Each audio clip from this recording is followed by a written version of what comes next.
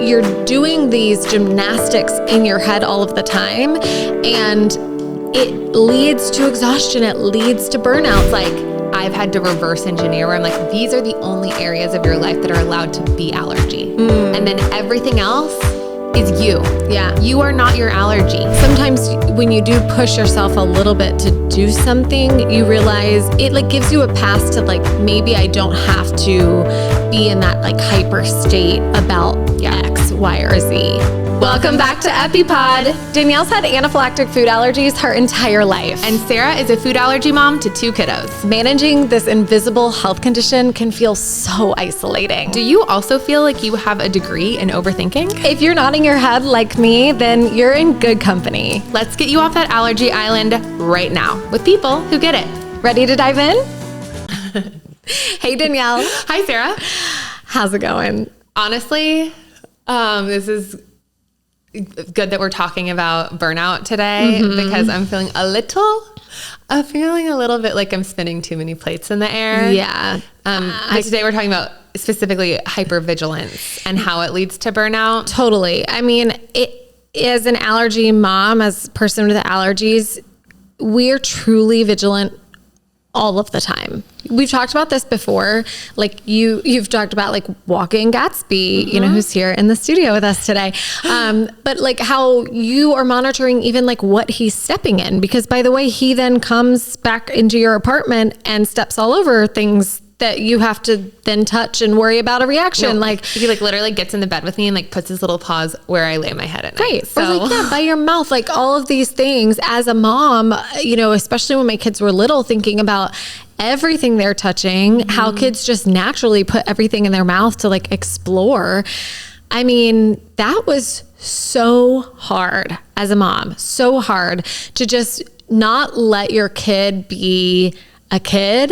You know, I had to be so helicoptery mom to make sure that they were not getting into the wrong thing. Or again, you don't even know what somebody else has touched with ice cream hands. It's not even just like, it's not just about like, oh my gosh, I have to manage being hyper vigilant about everything and like have to be an extra helicopter mom. But then it's like, how do I not be too much of a helicopter mom where I mess them up and turn them into like unable to be without me. Right. Like not capable of just advocating for themselves or like taking care of themselves or just being somebody who's not doted on or worried about all the time. Yeah. I was going to say like, allergies aside, just totally. like that's going to end up shaping them in a way that maybe you didn't want them to be shaped in that way. Yeah. I mean, it's exhausting. I think I'm feeling, when I say like too many plates in the air right now, it's 100% allergy related. Like it's not like work or dating. What dating? Like it's not like I have too many life plates up in the air, which I feel like is your state of the union always and like every mom ever.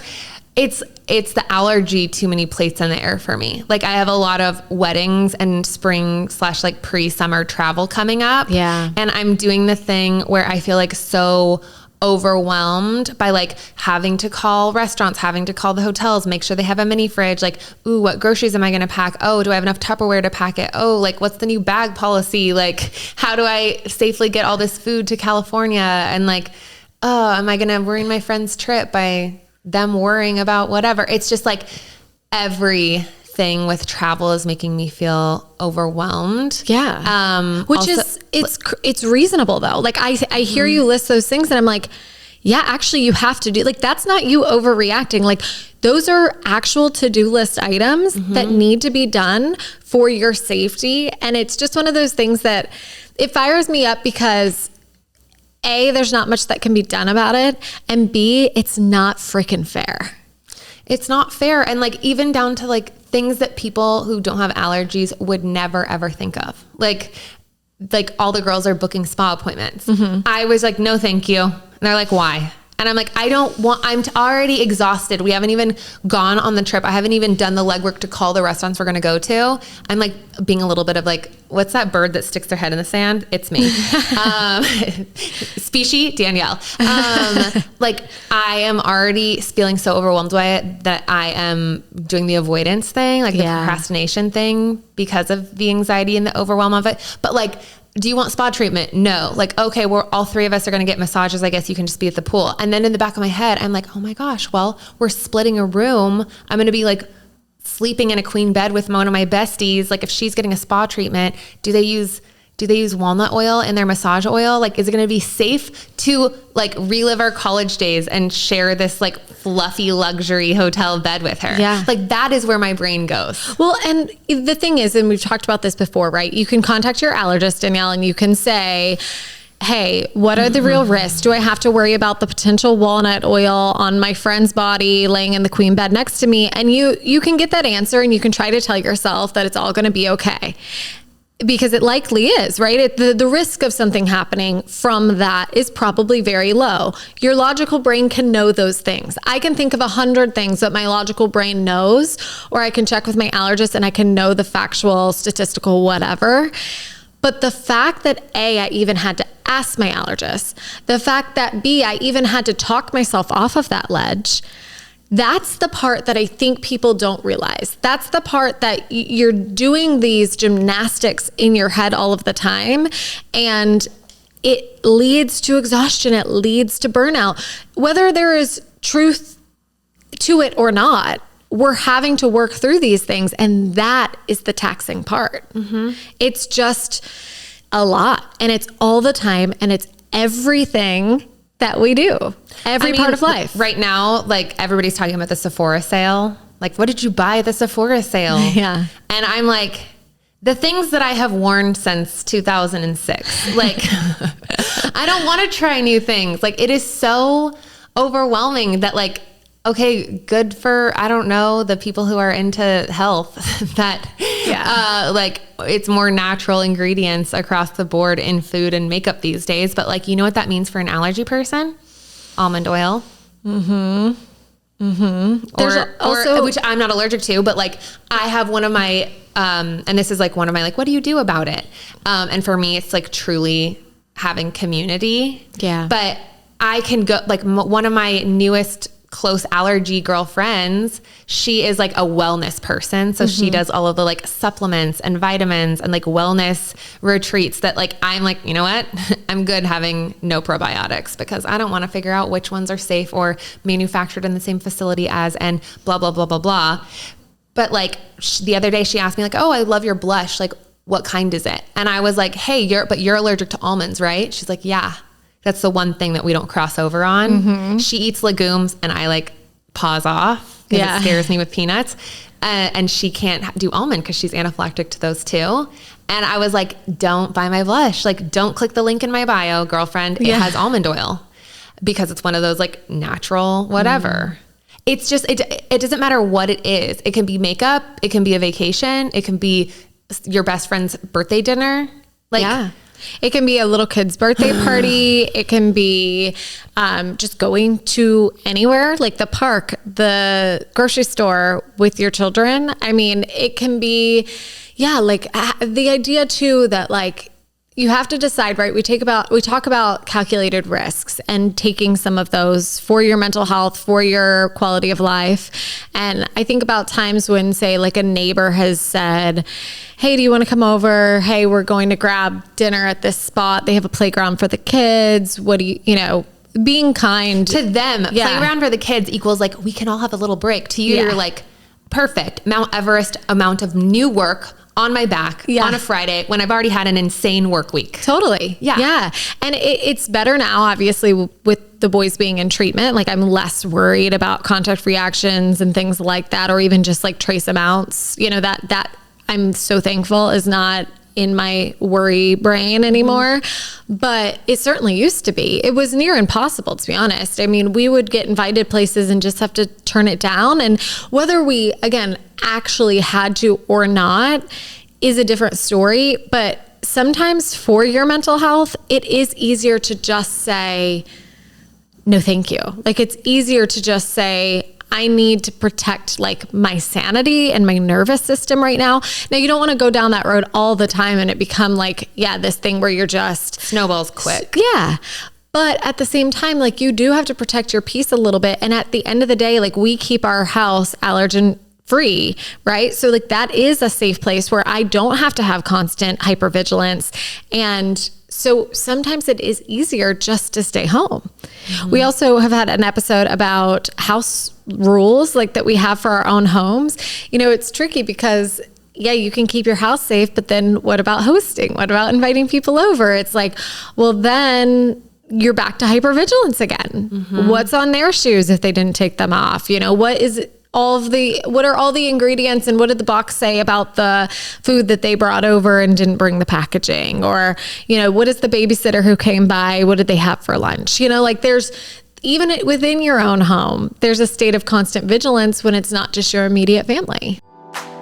What wouldn't I do for my kids? I love the story behind Abe's Muffins. The brand was founded by Abe's dad and uncle who wanted to make a brand of allergy-friendly snacks for their little Abe to enjoy with his friends. That was about 10 years ago. And today, Abe's Muffins is the #1 best-selling allergy-friendly brand in the bakery department.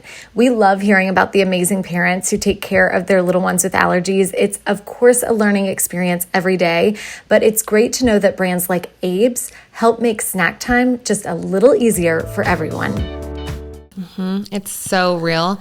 Whenever I think about like, okay, like when I'm in this state that I'm in, at least the beginning of this week, feeling like very overwhelmed by like what I have to do pre-travel and like all of the things, it just feels like piled up, like put my head in the sand.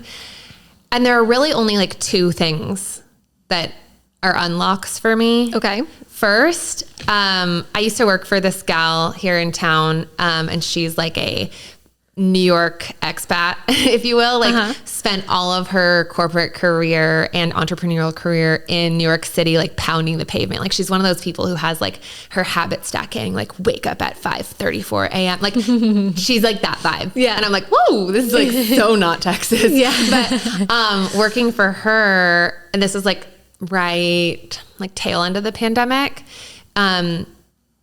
she had this phrase, and she has like an entrepreneurial podcast, but she had this phrase, copy your homework. Like I'm not going to reinvent the wheel. I'm going to copy your homework. So she would have these guests on in the business sense so that she could copy their homework. Okay. Whether it be like a mantra or like a way of managing your money or a way of like hiring or whatever it was. She's just going to copy paste their homework. So I have adopted that mindset, except like forget entrepreneurial, forget how you manage your employees. Like I want to copy homework of people who are in my boat.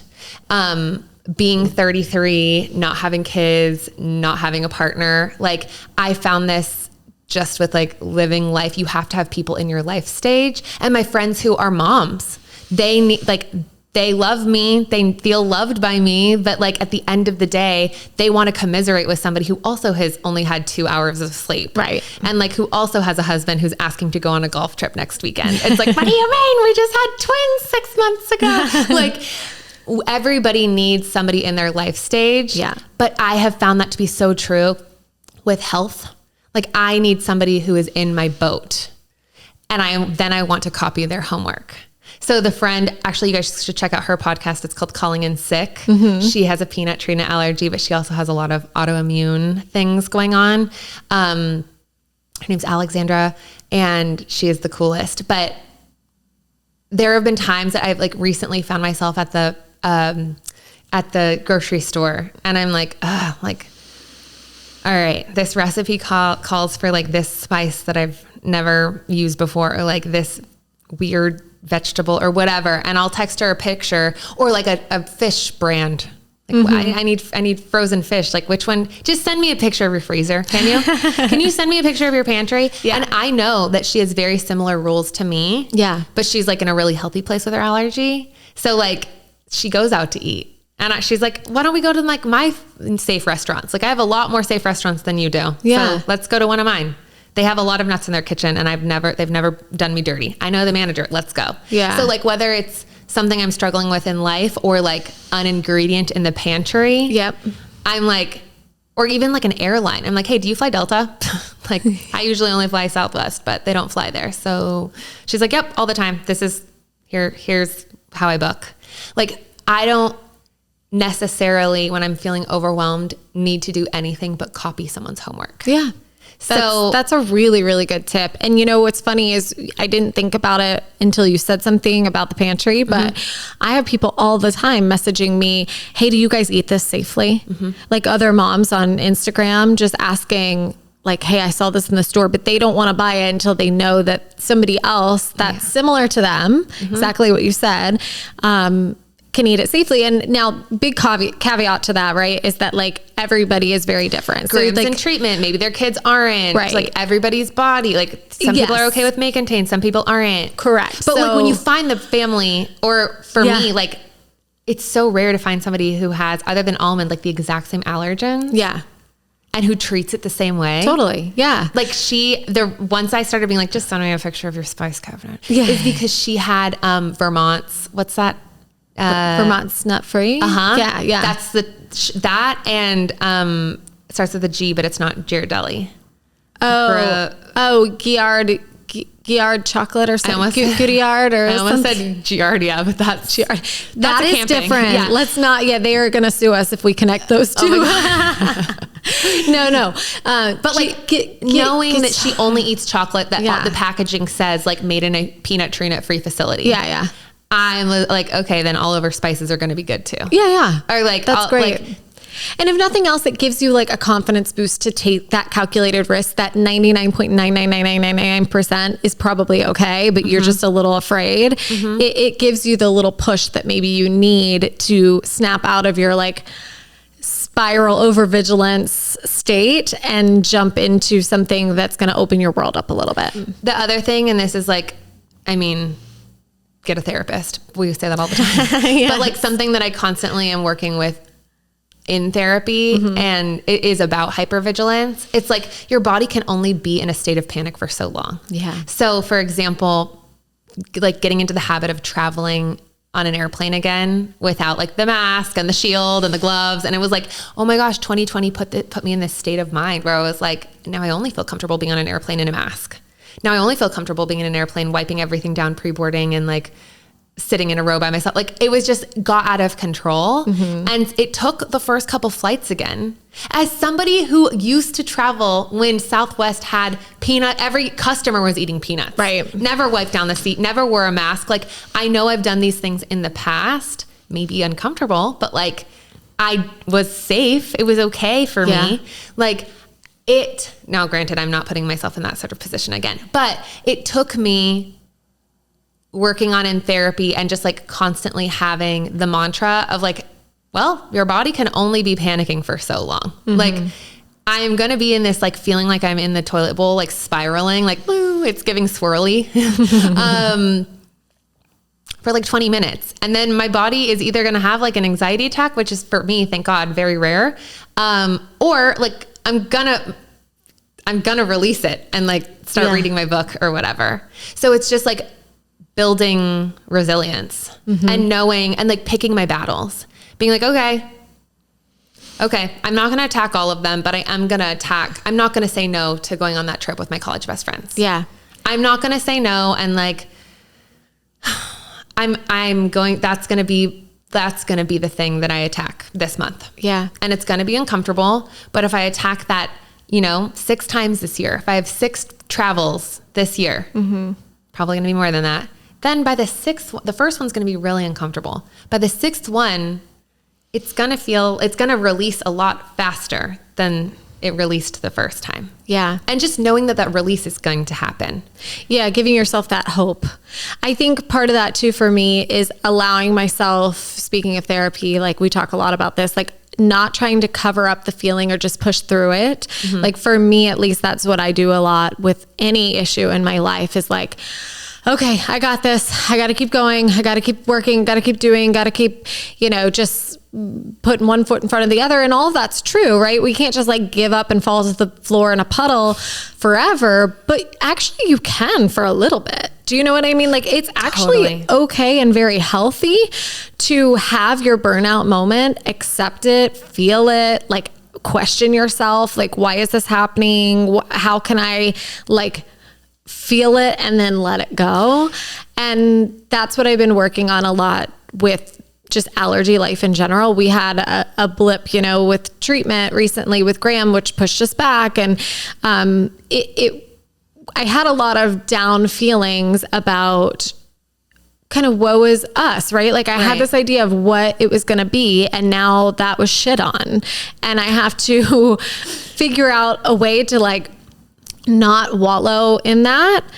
And yet still I had to tell myself like, no, this sucks. Like it's okay to feel like this sucks and to have a little pity party and then kind of move on. And I think the same can be said about hypervigilance, right? Like when you get to this burnout state, like, oh my gosh, I have a million to-do list things before I can go anywhere, go to the birthday party. I have to make the cupcake. I have to, you know, hover over while everybody else, all the moms are talking over here, but actually I have to watch my 2-year-old over here. And that is just exhausting. And all of the things that you have to do to keep your kids safe. Like at the end of the day, call a friend, lean into your spouse or significant other, do whatever you need to do to like complain, vent, like get that out of your system, and not so that you can just wash it away, but so that you can like acknowledge like this is hard, feel it, and then try your best to just wake up and keep going. But you know, knowing that like it's not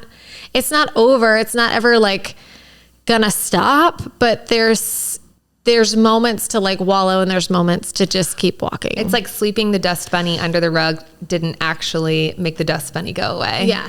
It's like you had to vacuum it. Right. And you may have to continue vacuuming it like every other day, but it's also reminds me of a breakup. Yeah. Like if you go through a breakup and immediately, and men always do this, like you're like in a relationship for 3 years and then they have a girlfriend like the next week. Yeah. And you're like, perfect. So you're not dealing with your feelings. And then they'll get sad like 6 months later and you'll get the text, I miss you. And you're like, who is this? Yeah. Like because I cried on the front end for 3 months and was like, I thought we were going to get married. Like I like felt my feelings. Yeah. And then it was over. Right. Instead of putting it under the rug. And then when you lift the rug 6 months later, you're like, oh my gosh. Yeah. Oh my gosh, it's still there. Like it's this skeleton in the closet that's still there. And it's not something that you can just like, okay, I felt it and it's over. But the only way out is through. Like, yeah. Instead of now expending the energy of like this dust bunny or whatever metaphor you want to use, like this thing, and then the energy that you're expending to hide it and keep it hidden from yourself and others is a whole lot more energy than just being like, hey, what's up? I see you over there. Like, this sucks. We're in this together. Okay. Right. And we continue on. Like, you can be here. I feel like that for me, it's more on the anxiety front. And I talk about this a lot with my therapist and with food allergy adults as well, where it's like, it's so sad because our anxiety is just like us trying to keep ourselves safe. 100%. Like it's our bodies just like, I'm just trying to keep you alive and well. And I'm sorry I'm making you miserable in that process, but like, I'm just trying to help. Yeah. So just like letting it be there. Yep. Okay, you're here. I'm going to keep doing what I'm doing and you'll be here. We'll be here together. Instead of trying so hard to make it go away that like you've missed out. Yeah. On whatever it is, the birthday party or the trip or the life or the whatever. Yeah. I would also, you know, already kind of touched on it a little bit, but like this idea of, you know, taking the calculated risk. In my experience, it has actually helped with the hypervigilance burnout feeling, because sometimes when you do push yourself a little bit to do something, you realize it like gives you a pass to like, maybe I don't have to be in that like hyper state about X, Y, or Z, you know, and you might take a minute to get there and you might want to, you know, definitely do your research. It's calculated. It's called calculated for a reason, calculated risk, because you're not just taking a risk on a willy-nilly idea. It's like, no, we've determined that actually maybe this might be okay to not have to hover over my 2-year-old at the play date. Maybe he can just go over there and play and I can go talk to the moms and it's going to be okay. I have my emergency medicine with me. I know we've already talked about of keeping nuts off, reachable areas. They haven't had the peanut butter and jelly that they typically have in the morning or whatever it might be. Yeah. Like you've done the work. And so when you push yourself just a little in a really safe way, it can alleviate some of that kind of hypervigilance, burnout feeling, because it gives you that freedom, that little teeny bit of freedom. We don't have much of it as allergy folks, but when you get it, it's glorious. And it's so important to take every little bit that you can. And some of that is pushing yourself to do things that maybe you're afraid to do. Something that's helped me is to be like, okay, genuinely, what's the worst thing that can happen? Because a lot of times I've built this thought pattern up where now it's my normal, where everything feels like an absolute Chinese fire drill, like all systems go. And it's like, yeah, there are some situations where it's an all systems go. Okay. We're at a Thai restaurant and everything is whatever. I'm getting hot. Like I gotta go. Yeah. That's an all systems go. That's like that's a no-go zone. But there are other scenarios where I'm like, genuinely, like this isn't ideal, but what is the worst thing that could happen medically? I get a hive. Okay. Not ideal, but the worst thing that's going to happen to me is I get a hive. I can handle that. Right. And once logically I've told myself that, I'm not going to buy into it right away. For sure not. But I can make myself do that. And I can make myself be like, you can handle that worst case scenario. You can handle that. Yeah. Example. One of my good friends was watching over Gatsby and her spouse gave all the dogs cookies before bed and it was peanut butter. I'm sure it was. Yes. And she was like, I'm so sorry. He totally forgot. What do we do? And I was like, well, I still have to pick him up in the morning. Like that's less than 24 hours. Not ideal. But I was like really worked up about it at first. I was just like, oh, should I ask them to keep him like an extra night? Like, no. Yeah. And I was like, genuinely, what is the worst thing that's going to happen? He's going to lick you. He's going to lick me and I get a rashy. Yeah. That's the worst thing. Right. I can handle that. What am I going to do? I was going to give him a bath anyways after like a weekend at summer camp is what I call it. Yeah. Like, sleepaway camp. Like he's going to get a bath. And I remember I gave him the bath and I like asked him to lick me. Like I put my arm out for him to lick me. I'm like, let's see what happens. Tested yourself. I didn't even get a hive because it had been 12 hours. He had 2 meals and like the cookie, it was fine. Yeah. It was maybe still in his saliva, but guess what? I'm not consuming his saliva. Right. We hope. Yeah. I'm not one of those people who lets their dog lick their face. When people greet him and let him lick their face, I'm like, cool. So you don't have food allergies. Yeah. I don't think that's gross. So some people are like, ooh, like that's gross. You're making out with your dog. I'm like, okay, cool. So you don't have food allergies. Yeah. Lucky you. I kind of think it's gross, to be honest. Now I know in the future, if the vet office messes up and I get so worked up every time I take him to the vet or every time he's in a scenario where somebody might give him something and I can always look back on that scenario and be like, what was the worst that happened? And it didn't even happen. Right. I can handle that. That's great. Great tip. One thing, we've talked about this on another episode, I can't remember which one, about how, while we talked already in this episode about venting and why that's good, like get it out, feel your feelings, all the things. At the same time, having these kind of like closed door moments where you're not thinking about allergies has really helped me. So like being able to go on a walk with a friend and they, thoughtfully ask a question about something in treatment and just being able to tell them, or sometimes some of my friends know, and they'll say, do you want to talk about this or no? Yeah. And I'm like, actually, no. Yeah. Can we talk about literally anything else? And like we do. And it just feels so great because again, it's not covering it up, right? Because you should have your moment to talk about it, vent, bitch, do whatever you need to do to get this out of, not even get it out of your system, but just like feel it, like acknowledge it. Especially as a mom. Yes. Like you've been putting everybody else first all day long. Totally. That you, like, even if you try to acknowledge it, you don't have time to acknowledge it yet. Yes. Yeah. And so it's like, okay, do that, but then have these moments, these like capsulized parts of your life that have literally nothing to do with allergies, and lean into those when you're feeling this burnout feeling. Like, go be a human. Go be a person that's not a food allergy mom. Now it's time to hear from one of our sponsors, Larissa's Kitchen. Get 20% off the only certified top 9 allergen-free meat snack at larissaskitchen.com. That's LORISSAS kitchen.com. Use promo code EpiPod. Not only are they certified top 9 allergen-free by Menu Trinfo, they use 100% grass-fed and finished beef or free-range poultry, and they're zero sugar. Larissa is an allergy mom that knows the struggles firsthand and founded Larissa's Kitchen to enable everyone to snack fearlessly. Use promo code EpiPod to get 20% off your first order at larissaskitchen.com. LORISSAS kitchen.com.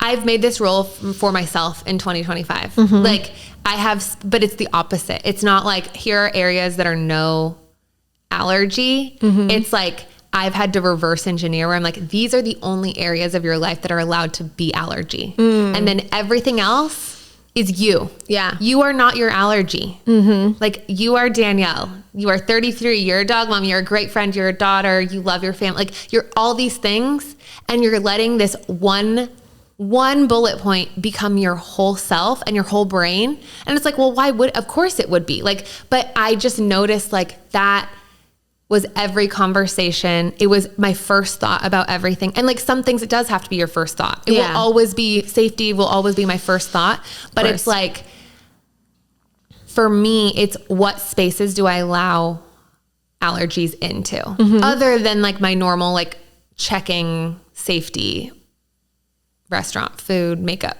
all the things, everything, you know, like everything, you know, my entire life.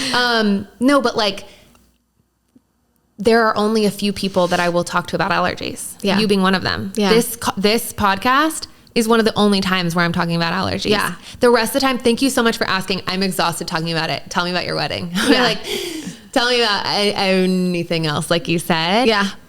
But like, I have to stop myself from bringing it up. Well, because it is such a large portion of your life. Or like bringing it up to myself. Like, okay, we dealt with that. We talked about it.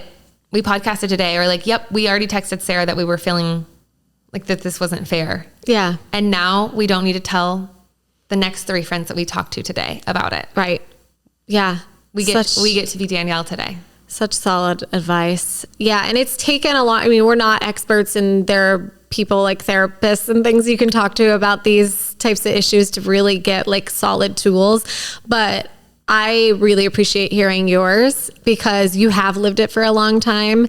And if nothing else, it's like a commiseration, right? Like, I know there's so many moms out there who are like, not only am I hypervigilant and exhausted and burnt out about allergies, but just momhood in general. Totally. It's so much.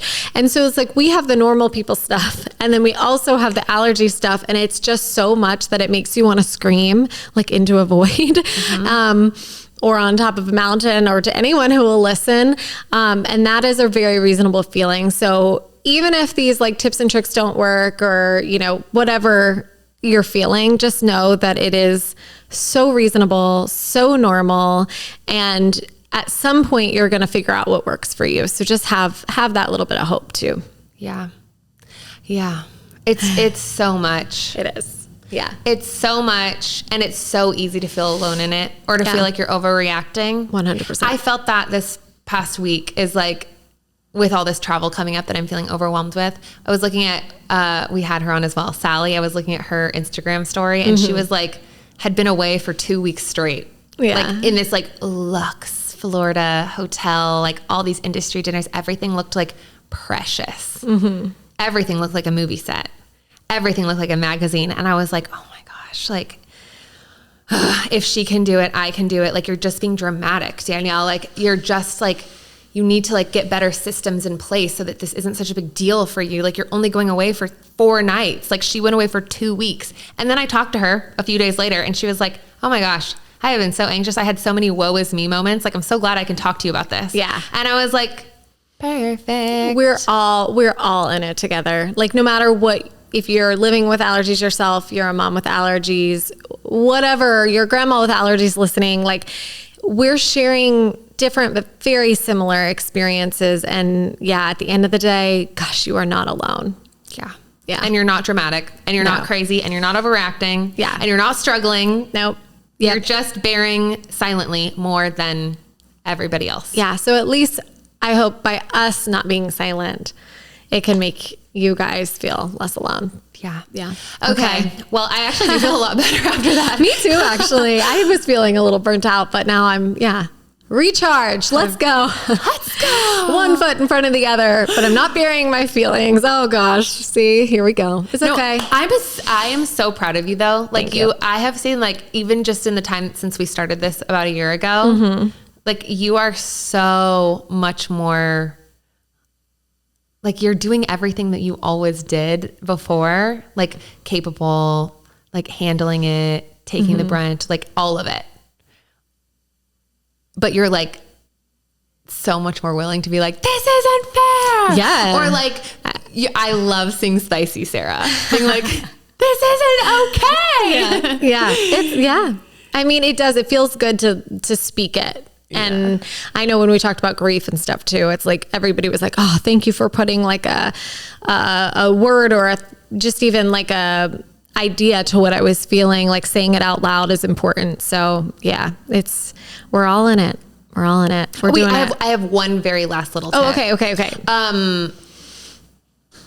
I feel like a lot of the times it feels like it's all encompassing and it's everything, which it is. But I have had to do a better job of just being like, what are you willing to handle? Like, it's almost like being on your smartphone all day. Like if you're scrolling all day long and you wake up scrolling and you go to bed scrolling and you're just like, oh my gosh, this whole thing is encroaching on my life. It's like, you have to put like, okay, what are my, like, it's almost like screen time boundaries. Yeah. But it's like, all right, I can't travel twice this month. That's too much for me. I can't sign up for 2 trips this month. What I can do is say, I can do 2 nights away. I can prepare for 2 nights. I'm not going to prepare for 2 weekends or even that. I'm going to say no to this and I'm going to put my effort into that. And then once I've fully prepared for that, enjoying my safe areas. And giving yourself the credit for doing it too. Or even like if you boil it down to like a day, it's like, okay, I can't do lunch and dinner out. So I'm going to like kindly decline the lunch request and we're going to pivot to something that feels good, like a walking meeting or something. Yeah. And then that way, like I can handle dinner and then I can go home and get to have like my book and my safe, every product I know is going to be safe for me. Like, totally. Yeah. That's great. Only biting off what you can chew. Yeah. Which is a lot easier said than done when you're a mom, I'm sure. But like where you can control, putting the boundaries so that like, okay, this feels overwhelming, but like, I know I can handle this one bite. Yeah. I don't want the whole cookie. You can have the whole cookie. I know. I want the whole cookie. Okay. Though. Anyways, that said, like, I'm going to go get a cookie right now. Yeah. Let's go. I need lunch and then a cookie. Okay. All right. I hope you guys have a great week and we'll see you next week right here, same place. Go have a cookie. See you next week. Bye.